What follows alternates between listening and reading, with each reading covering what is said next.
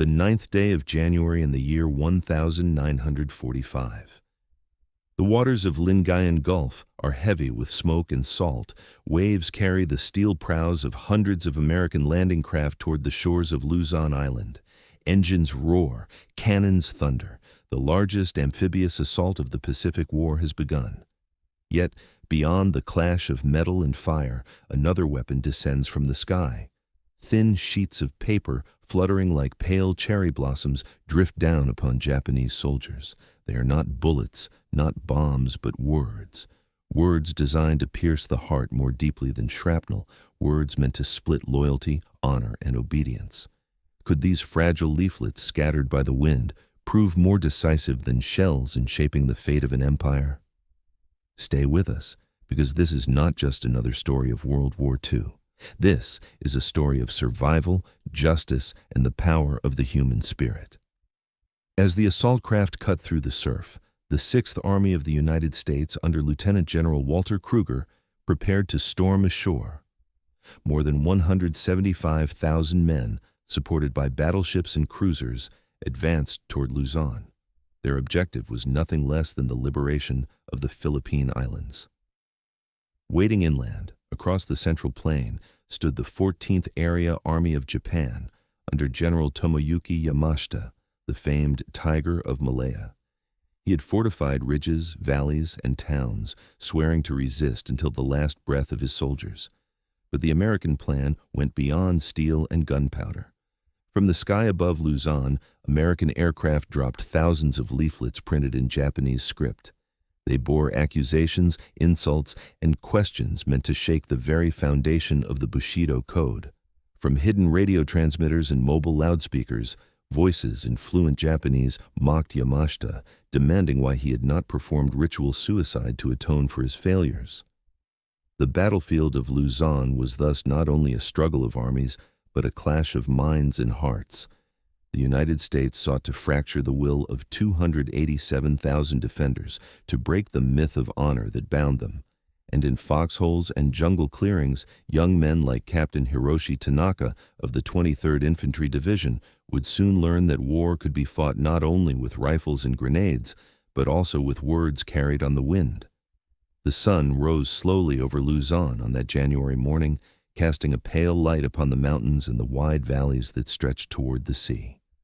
The beaches of Lingayen Gulf trembled under the thunder of naval guns as American battleships unleashed their bombardment. Shells weighing 1 ton each screamed through the sky, exploding against ridges where Japanese artillery had been concealed. The ground shook, coconut groves splintered, and columns of smoke rose high into the morning air. On board the landing craft, soldiers of the United States 6th Army gripped their rifles, many whispering silent prayers. Lieutenant General Walter Kruger, a calm and deliberate commander, had overseen months of preparation for this assault. He knew that the stakes were immense. The liberation of the Philippines would cut off Japanese control in the Pacific and pave the way for the final march toward Japan itself. Facing them was the man called the Tiger of Malaya, General Tomoyuki Yamashita. 3 years earlier, he had humbled the British Empire with his swift conquest of Singapore. His reputation for brilliance and ruthlessness had grown into legend. Now, in the mountains of Luzon, Yamashita commanded nearly 300,000 men. Many were poorly supplied, some were young conscripts, but their orders were absolute. Resist to the death, no surrender, no retreat. Among them marched Captain Hiroshi Tanaka of the 23rd Infantry Division. Through the long night before the landing, his company had tramped through volcanic ash from the slopes of Mount Pinatubo. 120 men, burdened with rifles, machine guns, and dwindling rations, had reached their defensive line overlooking the Agno River Valley. Their boots were torn, their faces gaunt, yet their orders were unyielding. Hold the line, bleed the invaders, buy time for reinforcements that might never arrive. As dawn brightened, something unexpected descended upon the valley. Out of the pale sky drifted white slips of paper, catching on branches, settling upon the ground like snowflakes. Tanaka stooped to pick one up. The texture was unusual, thin yet waterproof. Printed across the page in bold Japanese characters were words that struck like an arrow. General Yamashita, the Tiger of Malaya, has failed his emperor. He squanders the lives of brave soldiers in hopeless battles, yet clings to his own existence. A true samurai would have already performed harakiri to atone for such disgrace. Why does Yamashita spare himself while sending you to die?" Alongside the words was a crude illustration. Yamashita, hunched and fearful behind a map table, while ancient samurai warriors plunged short swords into their own stomachs. Tanaka's hands trembled. He crushed the leaflet into his fist, but not before his sergeant, a scarred veteran of Nanking, glimpsed the message. Whispers spread quickly among the platoon. More leaflets drifted down, carried inland by the sea breeze. The soldiers exchanged uneasy glances. They had been taught to despise surrender, to see suicide as honor. Yet here was a direct challenge to their faith in their commander. Far from the front, in a makeshift tent near the beachhead at Dagupan, Major Bonner Fellers observed the operation with keen eyes. A former diplomat in Tokyo, Fellers knew the rhythms of Japanese thought, the iron hold of Bushido, the unspoken pressure of honor. He had instructed his team of translators and Filipino scouts to craft messages that cut at the core of Yamashita's authority. "Strike at his honor," he told them, his voice sharp above the clatter of typewriters. "Singapore made him a legend. If we crack that legend, the men beneath him will waver." The first drop, code J47, had unleashed 50,000 leaflets from B-25 Mitchell bombers of the 13th Air Force. More would follow. Fellers paced the tent, rehearsing the next step, loudspeakers mounted on armored half-tracks, their amplified voices rolling across valleys at night. Every weapon of the psychological front was now in motion. For the Japanese defenders, the leaflets were like a ghostly reminder that the enemy's reach extended beyond shells and bayonets. Captain Tanaka tried to rally his men. He ordered them to ignore the paper, to focus on digging trenches, to prepare for the coming assault of American tanks and infantry.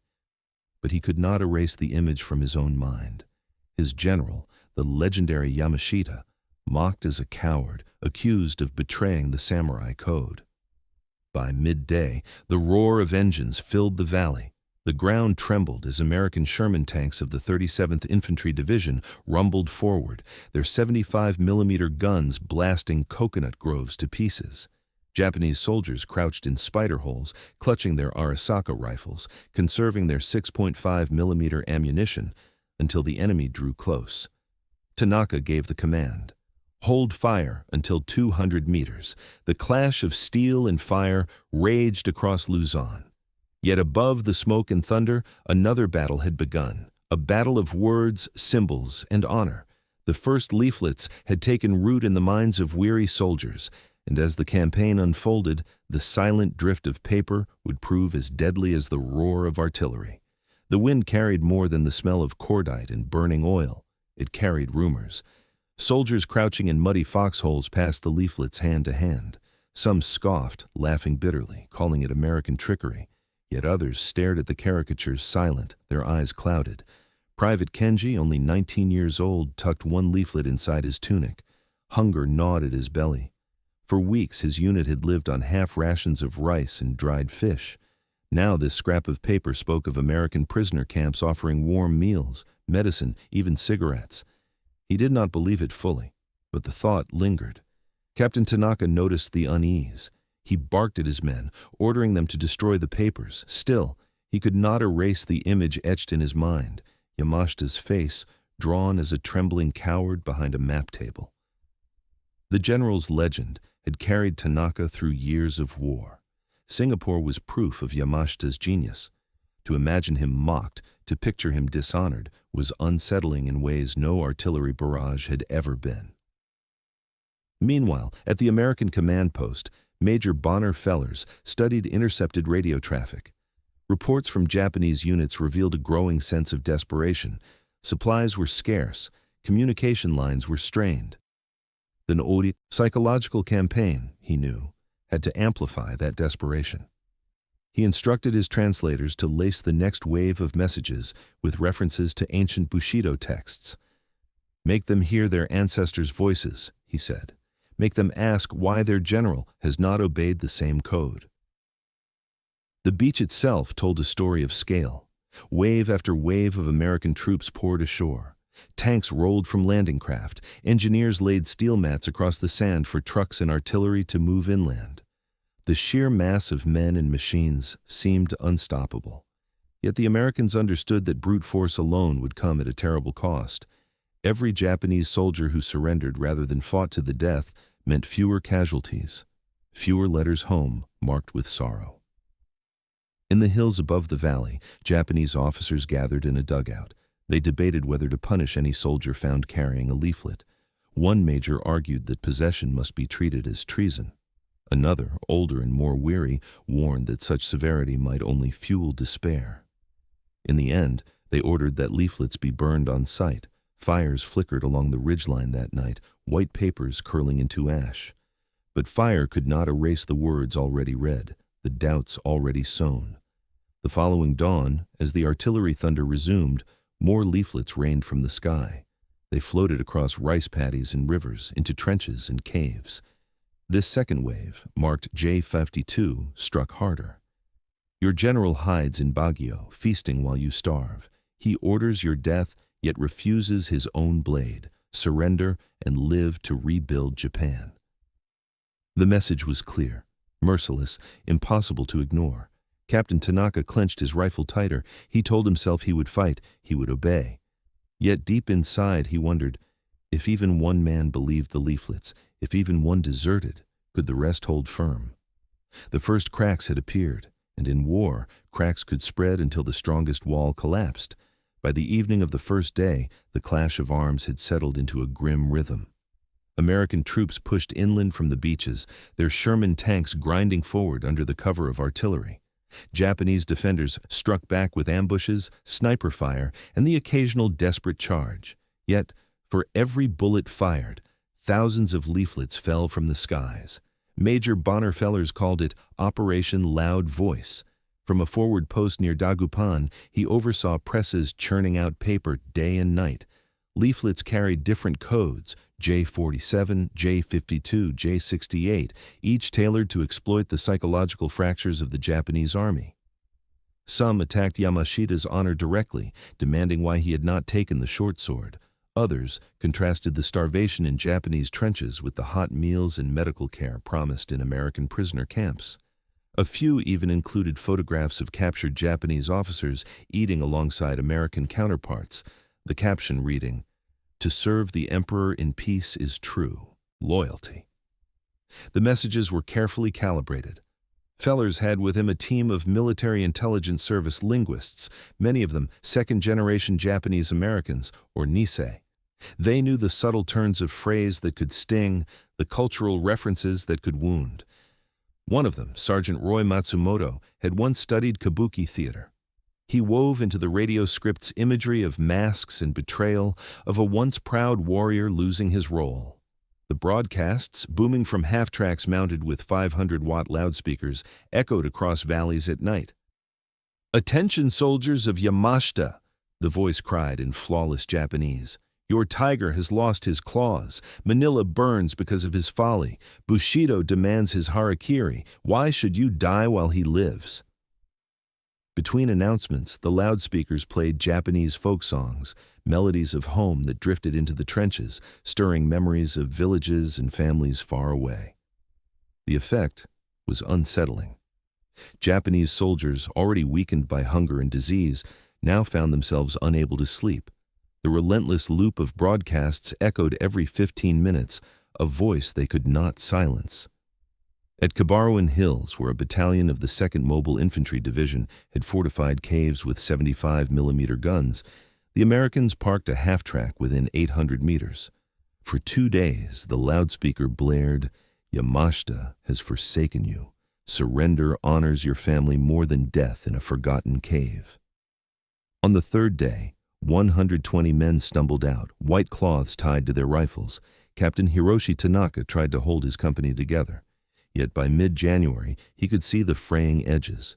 2 privates whispered of desertion. A sergeant, hardened by campaigns in China, admitted that the leaflets gnawed at him, though he swore never to surrender. The men's eyes told another story. They were thin, malnourished, plagued by malaria and dysentery. Every leaflet, every broadcast chipped away at their resolve. Meanwhile, Yamashita himself sat in his Baguio headquarters, a villa high in the mountains. Reports of propaganda flooded his desk. His staff burned stacks of captured leaflets. Orders were issued. Possession of enemy propaganda would be punished by execution. Yet enforcement was patchy. Ammunition was scarce. Rations dwindled. Soldiers could not be punished for reading what the wind carried into their trenches. Morale reports grew dire. In 1 week alone, 50 men of the 2nd Tank Division committed suicide, not from honor, but despair. The Americans adapted quickly. By intercepting Japanese radio traffic, Fellers and his team identified units most vulnerable to doubt. They tailored messages accordingly. For frontline infantry, the emphasis was survival and food. For officers, the appeal was to their Bushido pride. Your general has abandoned the code. Will you follow a dishonored man?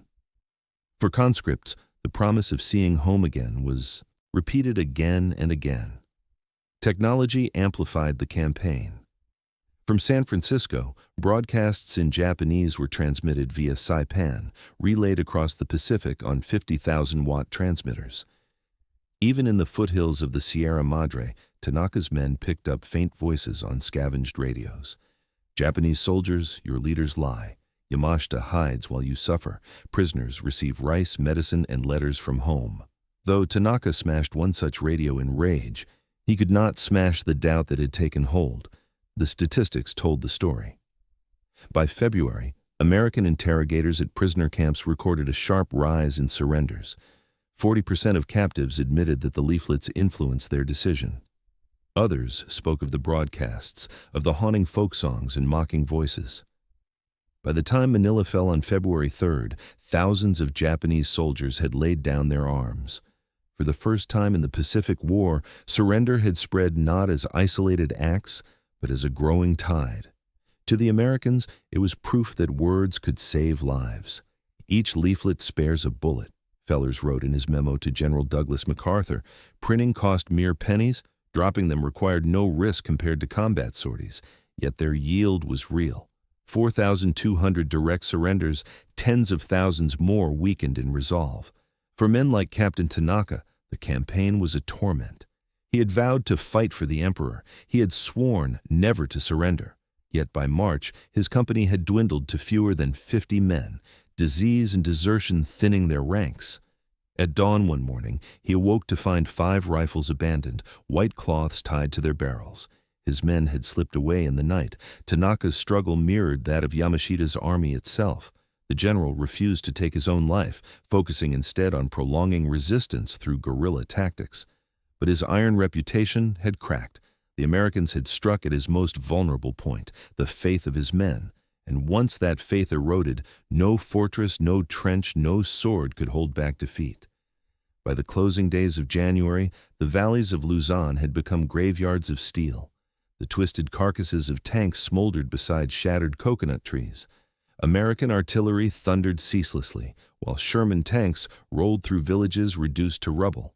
Yet for all the might of steel, it was the unseen pressure of doubt that spread fastest through the Japanese lines. At Tarlac, interrogators recorded the first mass surrender of a full engineering detachment. Dozens of weary men emerged from their bunkers, clutching American leaflets as though they were safe conduct passes. When questioned, nearly half admitted that the paper in their hands had pushed them toward survival. "The general will not die for us," one whispered. "Why should we?" The Japanese command struggled to contain the erosion. Yamashita issued strict edicts. Any soldier caught with a Su-A leaflet would face execution. Patrols searched trenches, confiscating papers, burning them in pits. But discipline was cracking. Ammunition. For Type 99 light machine guns had dwindled to mere 200 rounds per squad. Food rations had shrunk to 800 calories a day. Beriberi swelled legs. Malaria burned through fevers. Dysentery left soldiers too weak to stand. In such misery, the sight of words promising rice, medicine, and life became irresistible. Captain Hiroshi Tanaka saw his company wither before his eyes. From 120 men, he now commanded fewer than 50. Disease carried off some, shells claimed others, and still more vanished into the night, deserting with white flags fashioned from strips of cloth. One night, Sergeant Utaka Nakamura, who had once sworn never to abandon his post, slipped away. He was later found in American custody, trembling but alive. He confessed to his interrogators that the broadcasts had broken him. "The general feasts while we starve," he said. "His silence is louder than their words." Tanaka tried to fight against despair. He ordered night patrols, enforced discipline, punished whispers, yet even he could not escape the echo of the loudspeakers. From ridges miles away, the amplified voice rolled through the valley every 15 minutes. "Your tiger has lost his claws. His death is demanded by honor. Surrender, and you will see home again." The voice was followed by strains of folk songs that reminded the soldiers of childhood festivals, of fields of rice glowing in the summer sun. For men trapped in mud and hunger, those memories were unbearable.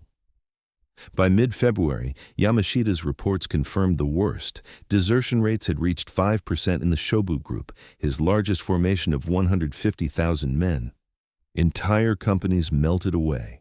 Light tanks of the Type 95 model were abandoned, engines still running, fuel tanks still full, their crews gone. In the 2nd Tank Division alone, over 50 men had taken their own lives within a single week, not for Bushido, but because despair outweighed endurance. The Americans pressed their advantage. Psychological warfare units advanced alongside combat troops. Half-tracks carrying loudspeakers rumbled along jungle trails, following retreating Japanese units into the mountains. Their horns blasted at 120 decibels, so loud that the sound itself became a weapon. Soldiers could not sleep, could not rest, could not escape the relentless message. At Kabaruan Hills, a fortified Japanese battalion surrendered after 48 hours of continuous audio assault. "It was not the shells," one prisoner admitted, "it was the voice that did not stop." Meanwhile, the broadcasts from San Francisco grew bolder. They proclaimed Yamashita's cowardice, mocked his silence, and quoted Bushido texts that demanded suicide. Letters from captured soldiers were read aloud, assuring their comrades that American camps provided food and shelter. For soldiers on half rations and racked by disease, such testimony was more persuasive than any artillery barrage. Captain Tanaka resisted longer than most. His pride, his training, and his loyalty to Yamashita bound him to fight. Yet by March, he could no longer deny the truth. One morning, he awoke to find 5 of his remaining men gone, rifles propped in the dirt with white flags tied to their barrels. Only 40 men remained under his command, all thin, feverish, and haunted. The climax came in early April. Tanaka's platoon, retreating through the Zambales Mountains, was ambushed by Filipino guerrillas working with American Rangers.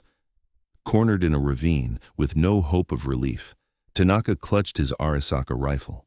Then the voice came again, echoing down the canyon walls. "Surrender and honor your ancestors by living. Yamashita will not die for you. Why should you?" Tanaka dropped his weapon. He reached into his tunic and pulled out a crumpled leaflet, the same one he had caught on that first day in January. Slowly he walked forward, hands raised. He had fought as long as he could. Now he chose survival. For Yamashita, the end was slower. Surrounded in his mountain headquarters, he ignored the calls for harakiri. At 59 years old, he chose not to die by his own hand. Instead, he prepared for guerrilla resistance, but his army dissolved beneath him. By September 2nd of 1945, Yamashita surrendered at Kiangan. He had never bowed to the propaganda's demand, but the erosion of his soldiers' morale had hastened the collapse of his empire's hold on the Philippines. The cost had been immense. American casualties numbered more than 8,000 dead. Japanese losses exceeded 200,000. Yet the psychological campaign claimed credit for over 4,000 direct surrenders and far more indirect.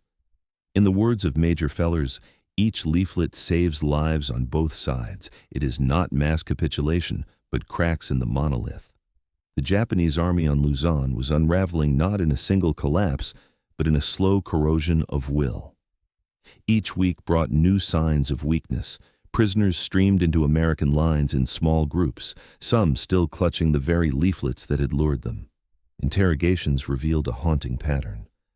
A private confessed that he had hidden a leaflet beneath his blanket for nights, reading the words again and again, until he could no longer bear the contradiction between Bushido and the silence of his commander.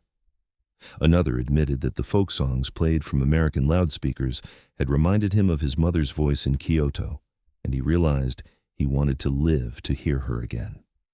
For many, the decision to surrender was not sudden, but the result of erosion, like rain carving a canyon through stone. Hunger, disease, and exhaustion were the hammer blows, but the propaganda was the chisel that widened each crack. Soldiers spoke of dreams, haunted by the caricature of Yamashita cowering behind maps, of waking with the words echoing in their minds. A true samurai would have already taken the blade. In Tokyo, the Imperial General Headquarters grew alarmed. Reports from Luzon painted a picture of faltering morale unprecedented in the Pacific War. The enemy's propaganda, once dismissed as crude, was proving devastating. In response, Tokyo attempted to counter with its own measures. Films were rushed to frontline units, portraying surrender as the ultimate betrayal. Pamphlets insisted that American promises of food and safety were lies, that prisoners would be tortured and killed. Yet these countermeasures lacked the immediacy and reach of the American effort. A projector could not run in a flooded trench. A pamphlet from Tokyo could not compete with the endless drone of a loudspeaker echoing through the night. For Captain Tanaka, the days blurred together in a haze of hunger and doubt. His men chewed on bark stripped from trees, boiled leaves for soup, scavenged for lizards and insects. The once proud soldiers of the 23rd Infantry Division now resembled shadows. Each evening, as they huddled in their dugouts, the American broadcasts began. The voice was steady, calm, in perfect Japanese. Soldiers of the Emperor, your general feasts in the mountains while you starve.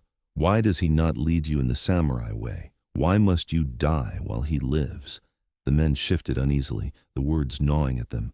Tanaka shouted for silence, but even he could not close his ears. By February, Major Fellers had compiled a remarkable set of statistics. Interrogations at prisoner camps showed that nearly 60% of new captives cited the propaganda campaign as a factor in their surrender. Some mentioned the promises of food and medicine. Others pointed to the repeated calls for Yamashita's Harakiri.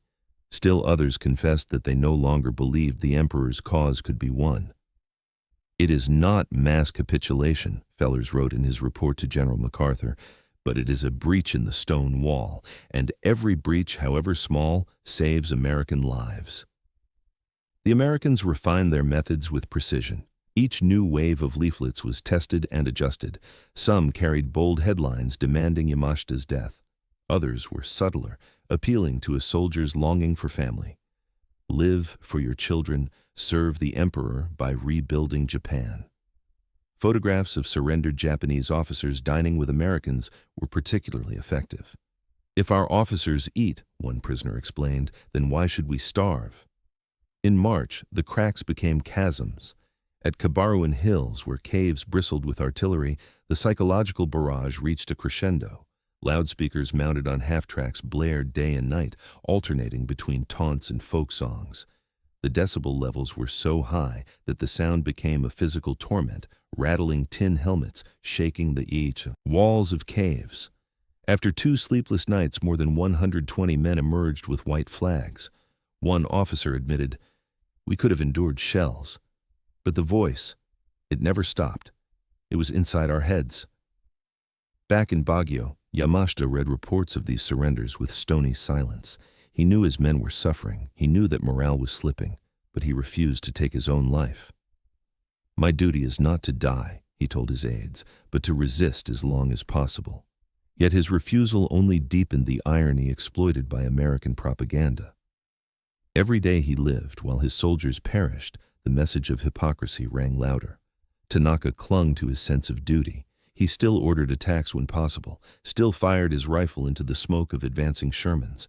But his company had dwindled to a fraction of its strength.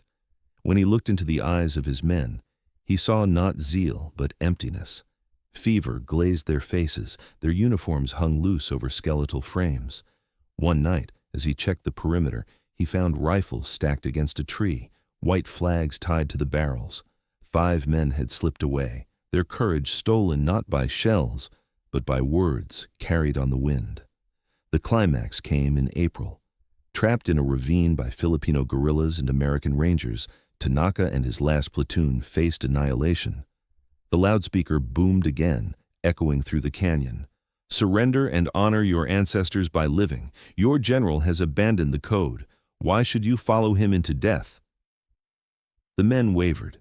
Some gripped their rifles tighter, trembling. Others let them fall. At last, Tanaka reached into his tunic and pulled out a crumpled leaflet, worn from weeks of secret handling. He dropped his rifle, raised his hands, and stepped forward.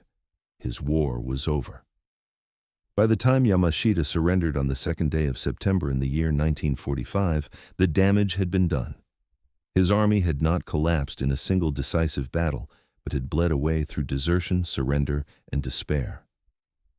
The legend of the Tiger of Malaya had been broken not by steel, but by ink and sound waves. For the Americans, the campaign was vindication. 8,310 killed in the Luzon campaign was a heavy price, but far less than the losses that might have been suffered without psychological warfare. Japanese dead exceeded 200,000, yet more than 7,000 surrendered, a number unprecedented in the Pacific War. Fellers called it a modest but pivotal dent in the Bushido armor. And for men like Tanaka, the memory of those leaflets would linger long after the guns fell silent. He was repatriated to Japan in 1946, carrying with him the shame of surrender, but also the knowledge that survival had been possible. In later years, he would tell his children of the war. He spoke not only of the thunder of artillery and the roar of tanks, but of the whisper of paper drifting down from the sky, words that turned warriors into survivors. World War II was not only decided by tanks and guns, but also by leaflets and voices carried on the wind. In Luzon, words broke the will of soldiers when steel could not. General Yamashita surrendered not to a blade, but to history itself. Captain Tanaka lived on, proof that survival could also be honor. World War II taught us that even in the darkest hours, the human spirit could be reached. And World War II reminds us still today, peace is fragile, but it can be defended with truth as well as strength.